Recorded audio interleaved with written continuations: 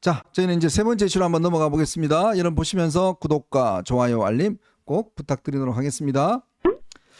자, 지금 오늘 이제 한동훈 대표가 제시했던 여야 의정 협의체 이 부분에 대해서 여야 와 그다음에 이제 정부는 동일한 것 같습니다. 이제 의료계가 계속적으로 이제 원래 거부터 또 이제 백지화해라 이렇게 이야기를 하고 있는데 이거는 사실은 또 차원이 다른 문제잖아요. 그러니까 예를 들어서 내일 원서가 접수가 되는데 내일 원서가 접수돼 그 처리하라 그러면 이 많은 수험생들 학부모들 이걸 어떻게 감당하라는 거예요. 국가적으로 큰 혼란이 그러니까 말이 안 되잖아요. 그러니까 제발 좀 저는 의사분들도 이 정도의 어떤 현실적인 좀 인식은 필요하고 지금 아마 일부 의사분들은 이 부분에 대해서는 동의를 하고 있는 것 같습니다. 동의를 하고 있는데 이것마저 제가 볼 때는 좀 발로 찬다 그러면 아마 국민들이 그렇게 수용하지 않을 겁니다. 물론 뭐 이 진행 과정에 있어서 정부가 좀 실기하고 좀 잘못 접근한 방향은 이해합니다만은 그러나 지금 당장 내일부터 시작되는 생각해 보십시오. 의사분들도 본인의 자녀가 만약에 지금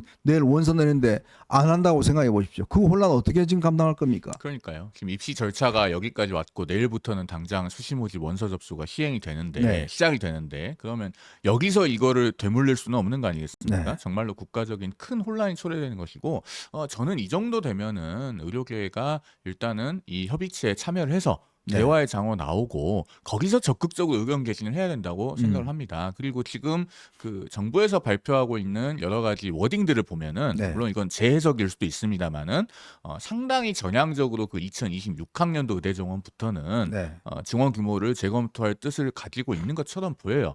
그러니까 정부 관계자가 지금 제로 베이스라는 표현도 쓰고 원점이라는 이야기 썼죠. 그렇죠. 원점이라는 이야기도 쓰고 그다음에 2026학년도에 대해서도 2,000명 증원을 대통령께서 고집한다는 것은 가짜 뉴스다라는 표현까지 썼어요. 그러면 이런 워딩들이 나오고 있으면 그리고 의료계가 통일된 합리적인 안을 들고 오면 얼마든지 검토할 수 있다. 얼마든지 논의할 수 있다라는 얘기가 나오는 걸 보면 이 워딩들을 모아놓고 보면 이게 어떤 지향점이 있는지 사실 좀 보이지 않습니까? 그렇죠. 의료계도 지금 그건 감을 잡았을 거예요. 그런데 전면 백지화, 한 명도 증언하지 않는 것만 우리는 받아들이겠다라고 하니까 이제 이 테이블에 나오려고 하지 않는 것이 아닌가 하는 생각이 드는데 지금 국민들께서 정말 이 여야 의정 협의체가 빨리 가동되기를 기다리고 계십니다.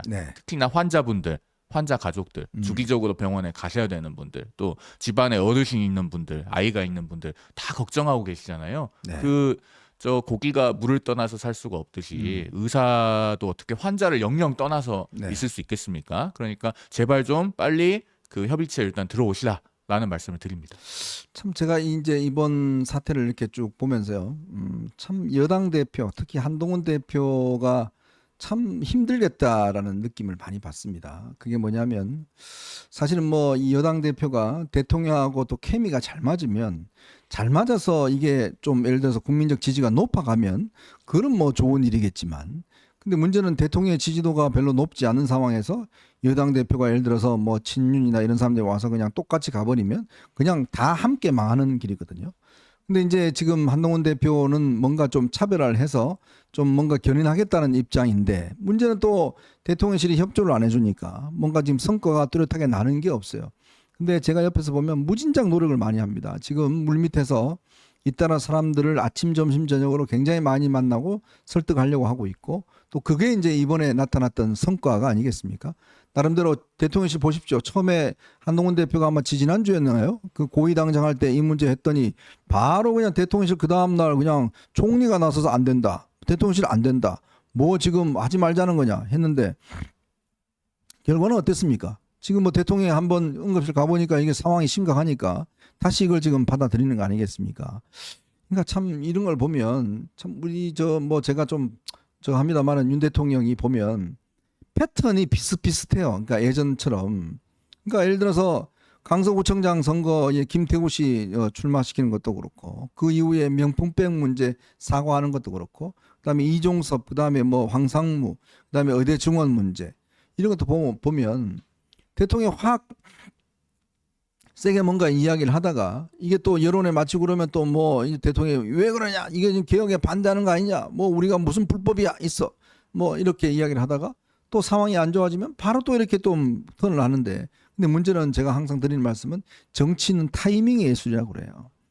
예를 들어서 어떤 사과도 어떤 타이밍에 하냐에 따라서 이걸 극대화할 수 있고 아니면 아무 소용없게 할 수가 있는 겁니다. 근데 지금 대통령실은 정치는 타이밍의 예술이라는 거에 대해서 최악의 상황을 저는 솔직히 겪고 있는 게 아닌가.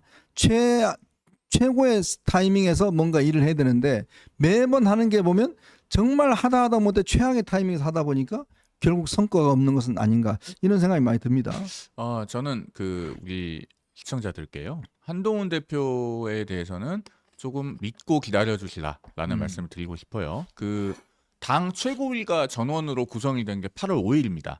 그럼 이제 내일이면 이제 5주 됐거든요. 네. 5주라고 하는 시간은 어떤 정치에서 가시적인 성과가 나오기에는 상당히 짧은 시간이죠. 아직도 충분한 시간이 필요하고 그다음에 한동훈 대표의 스타일을 보면 이제 이런 게 있어요.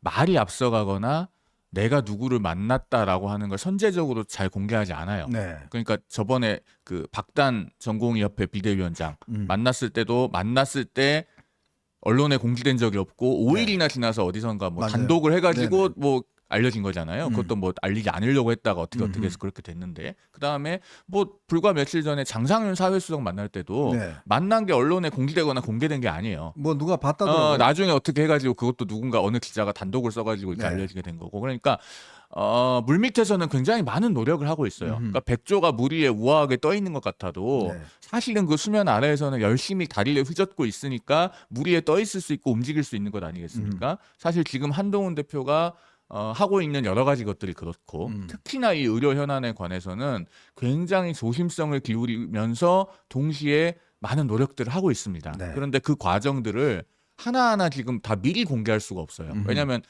협의, 논의, 대화라고 하는 것은 항상 상대방이 있고 그렇죠. 더더군다나 이 의료 현안은 굉장히 첨예하기 때문에 섬세한 과정 관리와 상당히 세심한 메시지 관리가 필요합니다. 그렇기 때문에 저희가 뭐 하나하나 다 말씀드릴 수 없다는 점을 뭐 이 자리를 빌어서 우리 시청자들께서도 좀 이해를 해주시고 믿고 기다리고 지켜봐 주시라라는 말씀을 드리고 싶습니다. 네. 자, 근데 요 문제 한번 또 오늘 짚고 넘어가야 될 것 같습니다. 김민석이가 말이죠. 무슨 유튜브에다가 5분 최고 특강이라는 걸 합니다. 자, 이 김민석이 제가 몇 번 이야기 해드렸습니다만은 이게 지금 계엄령 이야기 또 형은 나가서 탄핵 이야기 이 형제가 정말 용감했다 뭐 이런 거 막 할 정도로 이 형제가 지금 나라를 지금 굉장히 뒤집고 있습니다. 특히 5분 뭐 이야기를 하면서 들었던 게 뭐냐면 계엄 시에 척결 대상인 문재인 전 대통령, 이재명 대표 및 김건희 여사가 문제가 있다는 카카오톡을 주고받은 모든 국민들이 포함될 수 있다. 이게 뭐냐면 우리 계엄법에 보면 현행범은 체포할 수 있잖아요. 근데 이 지금 계엄을 일으키면 윤석열 대통령이 계엄사가 이재명 그다음에 이제 문재인 그다음에 김건희 여사하고 카카오톡 주고받은 사람들 다 현행범으로 체포할 거다. 이런 이야기를 하고 있는데 아니 아무리 그렇지만 이게 지금 IQ가 두 자릿수가 아니면 어떻게 이런 생각을 다 할 수 있을까요? 그래서요. 네. 저게 지금 언론에 보도도 나오고 있는데 심지어 군에서 지금 저런 이야기를 들으면서 굉장히 분개한다고 해요. 네. 우리 어떻게 보고 지금 2024년 개명천지에 저런 일들을 우리가 할 거라고 생각을 하는 거냐. 네. 정말 말도 안 된다라고 분개하고 있다고 하고 김민석 최고위원 혼자만 지금 한 1979년이나 1980년쯤을 살고 있는 게 아닌가 네. 그런 생각이 듭니다. 지금 2024년이에요. 우리 국군을 무시하고 우리 국민을 무시하고 우리가 살아가고 있는 시대를 무시하고 있다. 라는 생각이 들고 저희 당의 김종혁 최고위원께서 지난번에 저런 계엄령 발언을 하는 민주당 사람들을 두고 참 이상한 사람들이다라는 표현을 했는데 네. 저는 참 이상하다기보다는 저 정도 되면은 그냥 참 나쁜 사람들인 것 같아요. 네. 알만한 사람들이 저런 이야기를 하면은요. 저건 정말 나쁜 겁니다. 네. 그리고 근거와 제보를 공개해달라고 하는데 하나도 말을 못하면서 계속 저런 음모론식의 이야기만 하고 있잖아요. 자, 만약에 저렇게 지금 2024년 개명천지에 현역 국회의원들을 계엄령 선포하고 현행범이라는 명목으로 체포해가지고 잡아가두고 하려는 계획이 있다면 그런 게 뭡니까? 내란 음모입니다. 그런 게 바로. 네네. 그러면 그런 내란 음모에 대해서 지금 제보를 받았으면 빨리 고발해가지고 수사하고 체포해서 못하게 해야죠. 왜 민주당은 저런 제보를 숨겨주고 있는 거죠? 저는 그 부분 이해가 안 돼요. 네. 정말 말도 안 되고 정말 이런 정치 그만 봤으면 좋겠습니다. 송 변호사님은 이제 나쁜 뭐 이런 정치인 이렇게 이야기하셨는데 저는요 치료받아야 될 사람이다 이렇게 봅니다. 이거는 참 정상적으로 생각할 수가 없어요. 저는 김민석 의원하고 뭐 정치 입문 때부터 잘 알고 있습니다만은 이 사람이 나름대로 정치 입문하고 할 때는 굉장히 주목을 많이 받았습니다. 서울대학교에서 이제 학생 운동을 하고 뭐 하면서 꽤 인기도 있었고요. 그리고 서울시장 나올 때까지만 하더라도 그나마 그래도 뭐 이 촉망받는 정치인이라고 이야기를 했어요. 근데 그 다음에 이제 본인이 쭉 하면서 이혼도 하고 뭐 미국 가서 그것도 하고 하면서 사람이 좀 맛이 가버렸어요. 그래서 다시 들어왔는데 뭘 했냐면 이 민주당이라는 걸 만들었잖아요. 본인이 이 저작권 이거 지적세상 저작권 그거 하려고 민주당을 만들었는데 또 이 양반이 추미애하고 친합니다. 그러다 보니까 추미애가 당 대표 시절에 그 민주당의 어떤 당명을 갖다가 본인이 갖고 있으니까 그거를 이제 합당을 해야지만이 민주당의 당명을 쓸 수가 있잖아요. 그 알맞기를 했어요. 알맞기를 하면서 만들어가고 결국 이제 추미애하고 손잡고 들어와서 이제 했잖아요. 그러니까 참 추미애 주변에 있는 사람들은 다 좀 이상한 사람 같아요. 그러니까 들어와서 이제 김민석이 저렇게 하다가 본인 또 이렇게 뭐 하다가 이재명이 피간 거 아니겠습니까? 이번에 그 피간 이유가 뭐겠습니까? 당신 나를 위해서 뭔가 몸을 좀 불살라줘. 나 지금 10월 달에 구속될 수도 있는데 나를 위해 좀 불살라줘. 라고 하니까 이 계엄령이랑 들고 나오잖아요. 거기에 누가 동조하고 있습니까? 지금 김병주라는 사성장군. 저는 저 보면서 야, 우리나라 군 장성 정말 문제가 있다. 어떻게 저런 사람이 사성장군까지 올라가지? 저런 사람한테 우리 안보를 맡겠다는 게 저는 정말 경악스러워요. 정말 군에서 앞으로 아마 인사하실 때 조심해야 될 게 저런 김병주라는 사람, 저 정도 사람을 저는 사성장군 저렇게 하면 안 됩니다. 저런 거라든지 박선원 누굽니까? 박선원 이제 옛날 국정원에 있을 때 뭐 여러 가지 논란이 있었지 않습니까? 그런 사람이라든지 그런 걸 보면 참 이 김민석이라는 사람의 타락이란 게 지금은 단순히 그냥 어떤 이 도덕적 타락이 아니라 이제는 좀 치료받아야 될 단계가 아닌가 저는 그런 느낌도 솔직히 있어요. 참 기가 막힙니다. 그 형과 그 동생이 벌이고 있는 이 계엄 자작극. 한쪽엔 탄핵하면서 돈 지금 5억 원 모금하고 있고 또 동생은 지금 국회에서 계엄령 쓸데없는 뭐 택도 없는 이야기를 하고 있고 이 형제가 2024년 대한민국을 정말 이 망치고 있는 것이 아닌가라는 느낌을 지울 수가 없습니다. 하나만 짧게 말씀드리면 지금 만약에 그런 걸 2024년 개명천지에 뭐 북한이 쳐들어오지도 않았고 그냥 평시에 계엄령을 발동한다고 하잖아요. 우리 사병들 다 스마트폰이 있어요. 다 서로 카톡하면서 야 무슨 계엄령을 선포한다고 지금 출동하래. 다 카톡 1분 안에 다 돌 겁니다.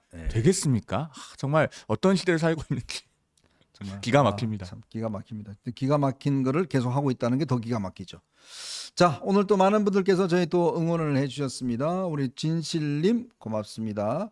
그리고 비뉴님 감사합니다. 추적자님 보수 어벤져스 100만 갑시다 라고 또 하셨고요. 아지엄마님 송영훈 대변인은 찐팬입니다. 어벤져스 한번 나오셨으면 했는데 너무너무 반갑습니다. 우리 한 대표님 많이 도와주세요. 또 저도 잊으셨지 않으셨군요. 현정님도 사랑합니다라고 또 하셨네요. 보수의 가치님, 송영호 대변인님 어벤져스 오심 환영합니다라고 하셨고요. 미국 여자님, 송영호 변호사님 미국에서 늘 응원합니다라고 또 이야기를 하셨네요. DH님 한번 함께 가시죠. 송영호 대변인 화이팅 하셨습니다. 릴렉스님 위도우니가 점점 이상해집니다. 본인들만의 리그로 만듭니다. 그렇게 크게 성장한 게 본인들 자립으로 된 줄 착각하는 것 같습니다. 또 그렇게 또 조금 지적을 해주셨네요.